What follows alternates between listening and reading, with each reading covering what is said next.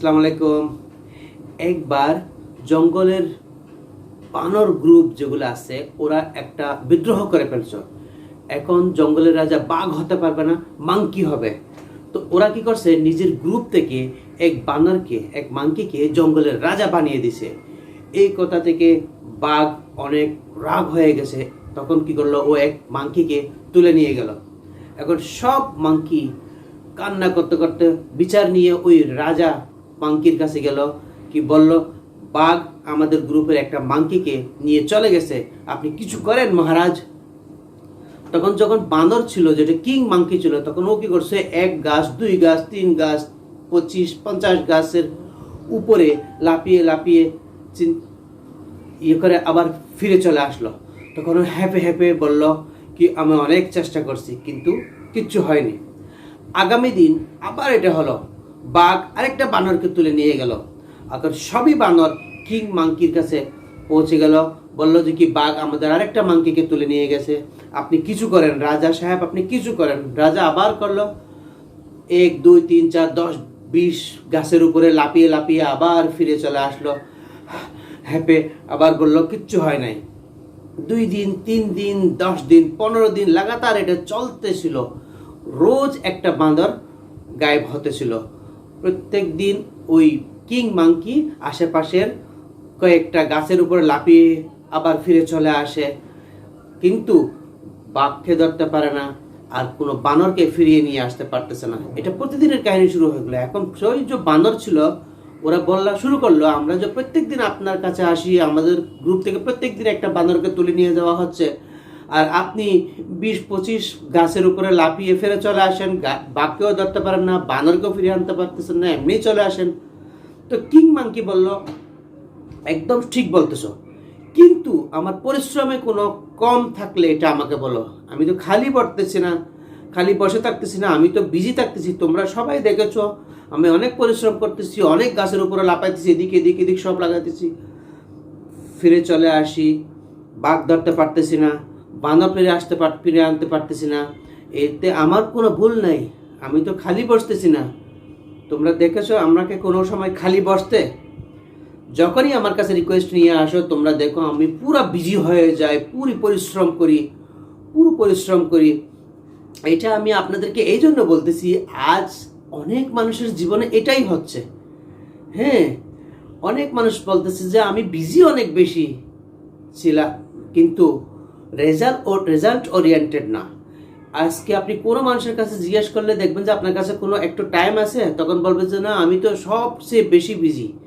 তো বিজি হওয়া এই দুনিয়ার সবচেয়ে মুশকিল কাজ, কঠিন কাজ, কিন্তু রেজাল্ট ওরিয়েন্টেড না, প্রগ্রেসিভ না, প্রগ্রেস করতে পারতেছে না।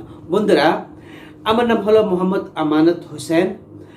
আজকের এই ভিডিওতে আমি আপনাকে 4 এমন পয়েন্টস শেয়ার করব যেগুলো আপনাকে বিজনেস থেকে এফেক্টিভনেসের দিকে নিয়ে যাবে, আপনাকে রেজাল্ট ওরিয়েন্টেড বানাবে। So the first point is, there is no substitute of hard work if there is good direction, result and hard work. আপনার পরিশ্রমের কোনো সাবস্টিটিউট নেই যদি আপনার ডাইরেকশন আর প্ল্যানিং নাই, তাহলে ওটা একদম বেকার। ওটা ওই বানরের মতো অনেক বিজি, যে অনেক পরিশ্রম করতেছে। আজকে আমি এক্সাম্পল দিই, একটা মানুষ রাস্তায় পাথর ভাঙতেছে, ও হার্ড ওয়ার্ক করতেছে কিন্তু কোথাও পৌঁছতে পারতেছে না। কিন্তু ওখানে রাস্তাকে ভাঙার জন্য, পাথর ভাঙার জন্য যদি একটা জেসিবি মেশিন চলে আসে, ওটা 2 মিনিটে ওই কাজটা করে দিচ্ছে। ওটা স্মার্ট ওয়ার্ক দিয়ে কাজটা তাড়াতাড়ি হচ্ছে।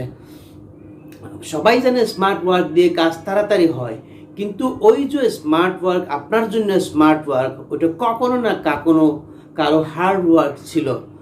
কখনো না কখনো ওই মেশিনের জন্য বৎসর পর্যন্ত, মাস পর্যন্ত পরিশ্রম করেছে, প্রাণ লাগিয়ে দিয়েছে, জান লাগিয়ে দিয়েছে, একটা ভিজন তৈরি করেছে, একটা সঠিক ডাইরেকশনে ও মানুষ চলেছে, তখন গিয়ে ওই মেশিন তৈরি হয়েছে। যেটা আপনার জন্য আজকে স্মার্ট ওয়ার্ক, ওটা কালকে কারোর জন্য হার্ড ওয়ার্ক ছিল।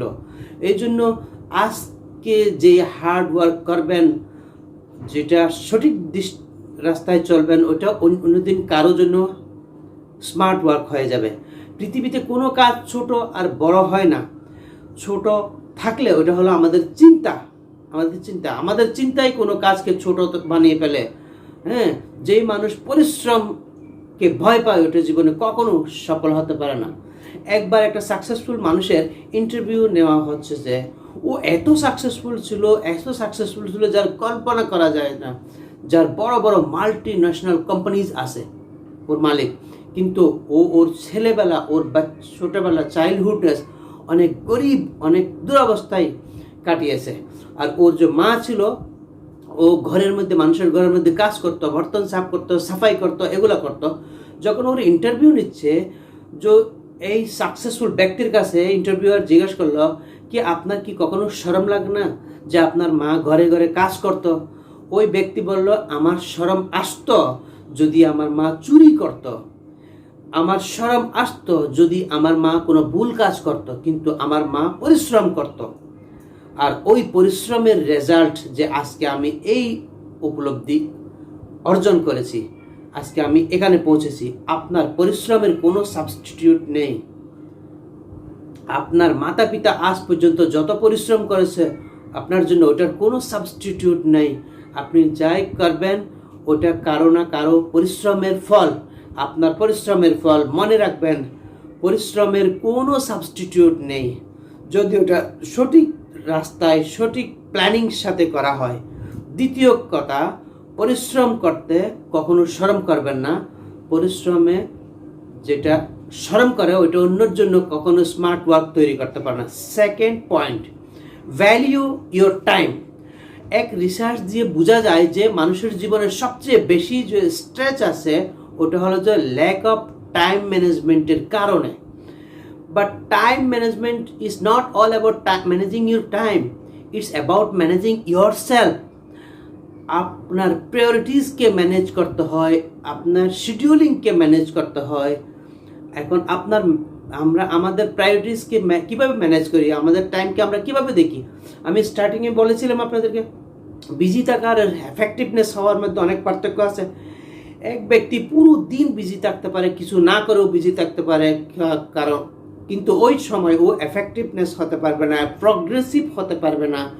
প্রগ্রেসিভ হওয়ার জন্য আপনাকে আপনার সময়ের ভ্যালিউ বুঝতে হবে, আর আপনার টাইমকে ম্যানেজ করার পরিবর্তে নিজেকে ম্যানেজ করা শিখতে হবে।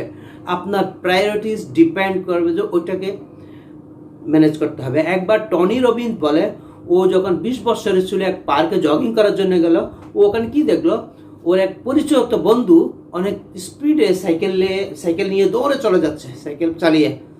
ও জিজ্ঞেস করলো, hey man, where you heading toward? কোথায় যাচ্ছ তুমি? তখন ওই ব্যক্তি বলল, I don't have time, I am very busy, I don't have even time to answer you. আমার কাছে তার উত্তর দেওয়ার জন্য টাইম নেই। তখন টনি রবিন্স বলল, আমি ওকে বললাম অন্তত সাইকেলের উপরেই তো বসে যাও। ওই বলল, আমার কাছে সময় নাই সাইকেলের উপরে বসার জন্য, আমি অনেক বিজি। হ্যাঁ, আমরা সবাই এটাই তো করছি, আমরা সবাই অনেক বিজি, কিন্তু আমরা জানতেছি না যে আমাদের কাছে এমন টুলস আছে।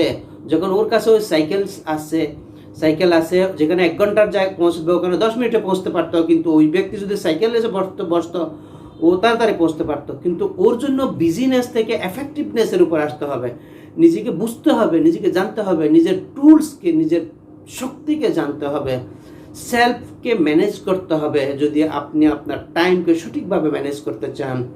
আর এটা অনেক একটা এফেক্টিভ টুল আমি আপনাকে দিব। যদি আপনি আমার ফেসবুক প্রোগ্রামে জয়েন করেন নাই, তারও জয়েন করে নেন, কারণ অনেক সুন্দর ভালো একটা টাইম ম্যানেজমেন্ট, যদি সঠিকভাবে বলি এটা লাইফ ম্যানেজমেন্টের টুল অনেক তাড়াতাড়ি আমি আপনাদেরকে দিতে যাচ্ছি। তো দ্বিতীয় হলো ভ্যালিউ ইওর টাইম। আপনার সময়কে আদর করেন। টাইম ম্যানেজমেন্টের কনসেপ্ট ডিপলি আন্ডারস্ট্যান্ড করতে হবে আপনাকে। হ্যাঁ, টাইম ম্যানেজমেন্ট আসলে সেলফ ম্যানেজমেন্ট, প্রায়োরিটি ম্যানেজমেন্ট। এটা জানতে হবে যে আপনার কাছে যে টাইম আছে ওইটা অনেক লিমিটেড টাইম। পৃথিবীর সবচেয়ে মূল্যবান জিনিস হলো ওইটা হলো আপনার সময়, আপনার টাইম। কোথাও আপনি এটাকে হারিয়ে তো দিচ্ছেন না। তাহলে আপনার সময়ের ভ্যালিউ যদি আপনি দিবেন, সময়ের কদর যখন করবেন ওই সময় আপনি অনেক বেশি রেজাল্ট ওরিয়েন্টেড হয়ে যাবেন। শুধু বিজি থাকি না, আমরা এফেক্টিভ হয়ে যাই। Third point, love your work. এই দুনিয়াতে দুই রকমের প্রফেশনালস থাকে। সবচেয়ে প্রথমে বাই চয়েস, আর দ্বিতীয় বাই চান্স।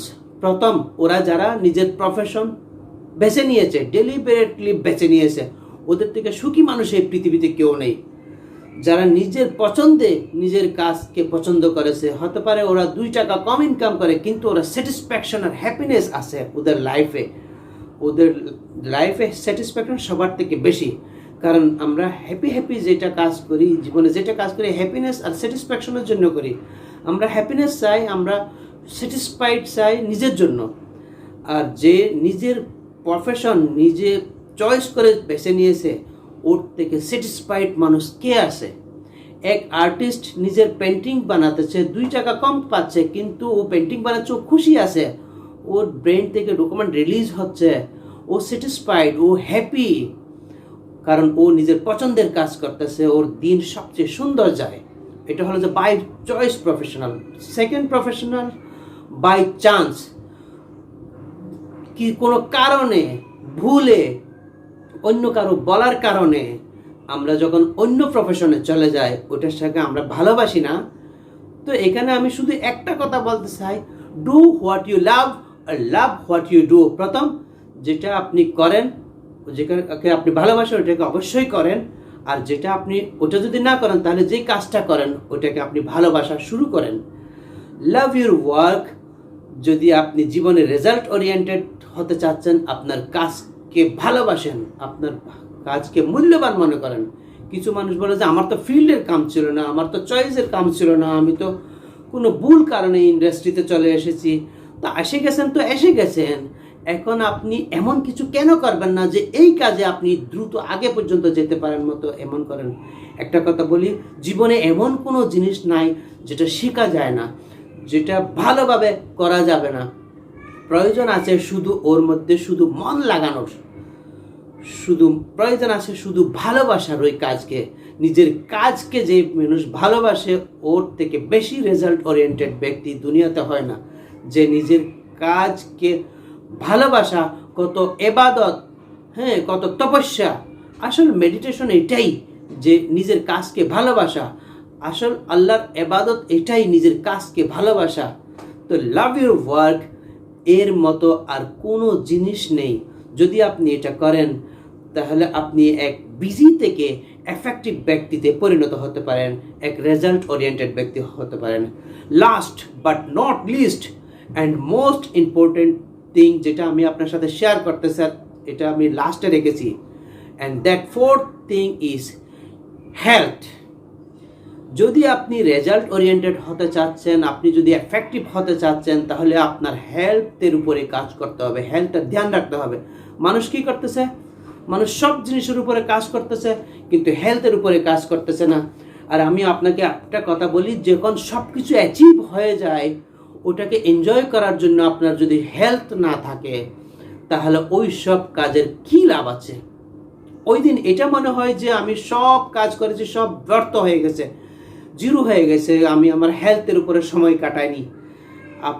আমি বলছিলাম আপনি আপনার টাইমের ভ্যালিউ বুঝেন, টাইমকে ম্যানেজ করেন, কিন্তু টাইমকে নয়, শুধু নিজের সেলফকে ম্যানেজ করেন, নিজের জীবনকে ম্যানেজ করেন। যদি একটা ব্যক্তি নিজের কাজ করতে করতে নিজের পরিবারকে টাইম দিতে পারে না, তাহলে ওর কাজের কোনো লাভ নেই। যদি একটা ব্যক্তি নিজের কাজ করতে করতে নিজের হেলথকে টাইম দিতে পারতেছে না, তাহলে ওই কাজেরও কোনো ভ্যালিউ নেই। কারণ আজকে আপনি অনেক পরিশ্রম করতেছেন, সঠিক ডাইরেকশনে করতেছেন, প্রথম 3 পয়েন্টস আপনি পুরো ফলো করেছেন, ফুলফিল করেছেন, আপনি নিজের কাজ থেকে ভালোবাসছেন, অনেক পরিশ্রম করেছেন, নিজের টাইমের ভ্যালিউ দিয়েছেন, কিন্তু হেলথের উপরে আপনি ধ্যান দেন নাই, তাহলে ওই 3 পয়েন্টস আপনার জন্য একদম বেকার হয়ে যাবে, কোনো রেজাল্ট আসবে না।